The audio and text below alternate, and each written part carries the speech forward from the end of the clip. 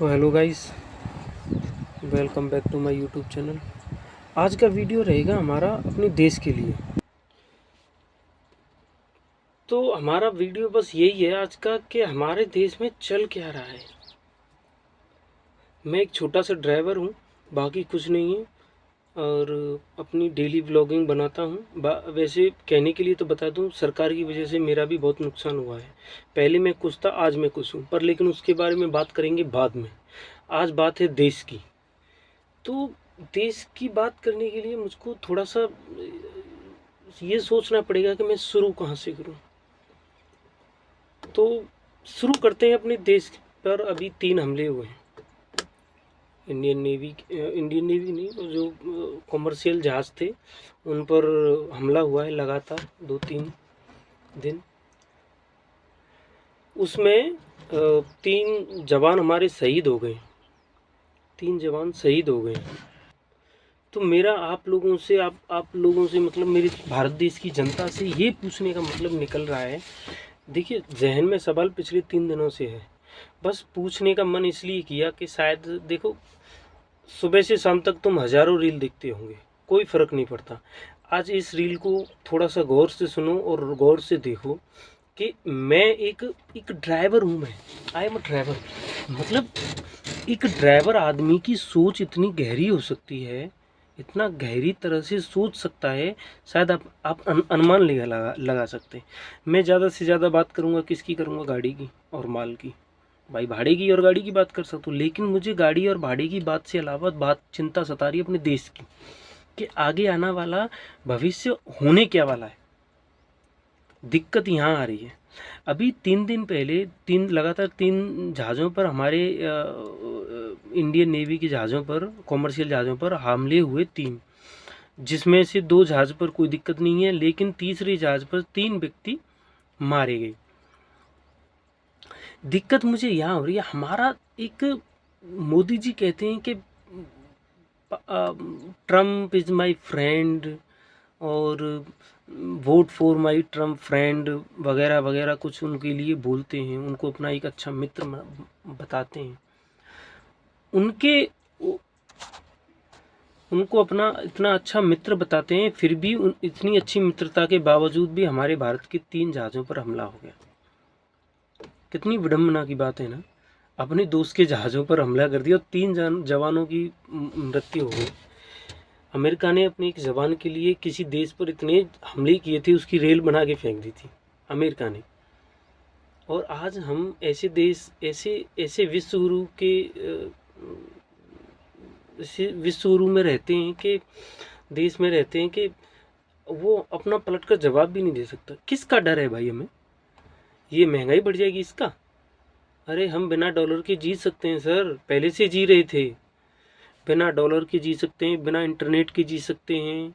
हमारे इंजीनियर, हमारे साइंटिस्ट, उनके पास इतना दिमाग है कि कुछ न कुछ जुगाड़ निकाल लेंगे। प्यास लगती है तभी इंसान पानी की खोज में निकलता है। आप ये बात क्यों नहीं सोच रहे हैं? आप इतना इतना डर क्यों रहे हैं जवाब देने में?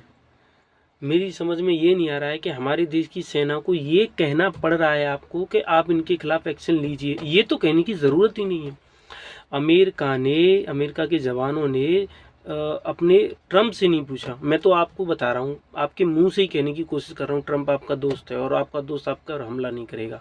लेकिन आप इस बात को थोड़ा सा सोचिए कि ट्रम्प की डिफेंस सिस्टम ने अमेरिका व्हाइट हाउस तक फ़ोन करने की भी नहीं सोची होगी कि हमें भारत के जहाज़ रूल तोड़ रहे हैं या कुछ और कर रहे हैं, कि हमें इनको व्हाइट हाउस जाकर पूछना चाहिए कि हमला करें या ना करें। लेकिन अगर यही कंडीशन भारत के साथ में होती तो 4 बार फ़ोन आते सरहद से, और आते भी हैं, सुनने में आता है, आते भी हैं कि अभी हमला मत करो, अभी हम कुछ नहीं कह सकते। मतलब हमारे ऑफिसर्स, हमारे जवान गुलाम होते हैं अपने संसद के, अपने अपने बड़े बड़े लोगों के, और उन्होंने एक बार भी नहीं पूछा होगा।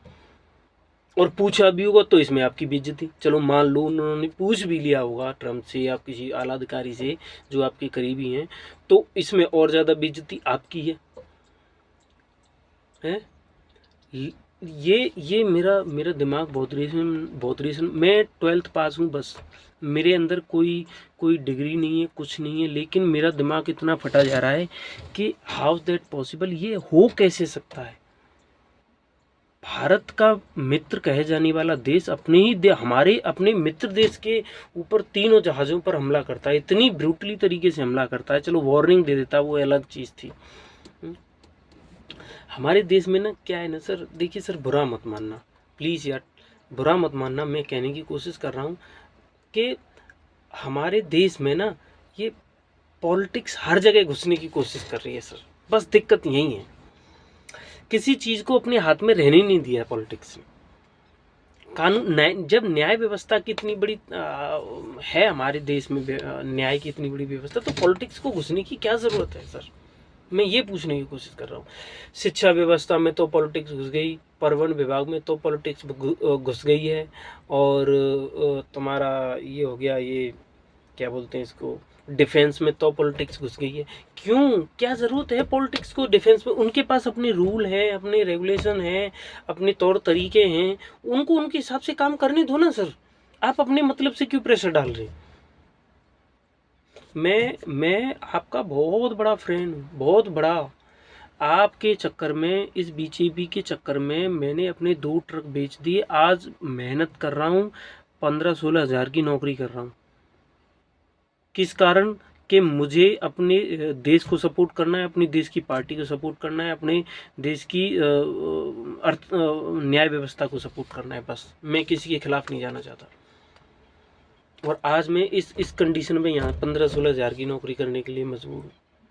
किस लिए? कि हम 2 नंबर का काम करेंगे नहीं, और सरकार के खिलाफ हम जा नहीं सकते, क्योंकि सरकार को हमने खुद खड़ा किया। मैं आप ही का बंदा हूँ, आपसे ही सवाल कर रहा हूँ, बताइए आप हर जगह न्याय व्यवस्था को घुसेड़ रहे हैं, हर जगह न्याय व्यवस्था को फेल करने में लगे हैं। बच्चे त्राहिमाम कर रहे हैं, कितने पढ़ रहे हैं, लिख रहे हैं। शायद अगर कुछ न कुछ अच्छा होता मेरे लायक, तो मैं भी कुछ न कुछ बन गया होता आज। चलो हमारा छोड़ो, हमारा कोई दिक्कत नहीं है, लेकिन सर देखिए, आप मानो चाहे मत मानो, आपसे गलती तो हो रही है सर। मैं आपको विरुद्ध नहीं जा रहा हूँ, मैं आपके विरुद्ध नहीं जा रहा हूँ, बस मैं आपको ये समझाने की कोशिश कर रहा हूँ सर, आपसे कुछ गलतियाँ हो रही हैं जिन पर आपको गौर देना चाहिए। बताइए, हमारे देश के ऊपर हमला हो गया, हमारे देश के 3 जवान मारे गए, और हम खुद अपने ही देश में अपने ही तरीके से अमेरिका को कुछ बोल भी नहीं सकते, क्योंकि वो बहुत बड़ी अर्थव्यवस्था है। और हमारे जो एक एक न्यूज़ और आई थी कि हमारा कोई मेहमान, नाम नहीं लेना चाहता मैं, हमारा कोई मेहमान बन के आया था दूसरे देश का जहाज़ हमारे यहाँ पे, तो सैन्य अभ्यास के लिए आए थे। तो जब वो लौट के जा रहे थे ना, तो हमारे देश की सीमा से कुछ आगे उनको मार के गिरा दिया, क्योंकि अमेरिका की और उनकी लड़ाई चल रही थी। एक बात सोचिए, मेरे यहाँ मेरा कोई रिश्तेदार आए और कोई पड़ोसी मेरा उसको मेरे यहाँ से निकलते वक्त ही मारे, तो इसमें कितनी बड़ी बेइज्जती है मेरी, कि वो मेरे यहाँ पे आया और तू उसको उंगली दिखा रहा है। बताइए आप, ऐसा हो गया। और आप पता नहीं किसकी, आपसे कुछ गलतियां हो गई हैं तो क्या फर्क पड़ रहा है, आ जाने दो बाहर। अगर आ रही हैं तो कोई डरा रहा है तो डर क्यों रहे? बताइए आप बिल्कुल गलत डर रहे हैं सर। मैं आपको सही बता रहा हूँ, आप बहुत अच्छी तरह से इसके बारे में सोचिए, विचार कीजिए।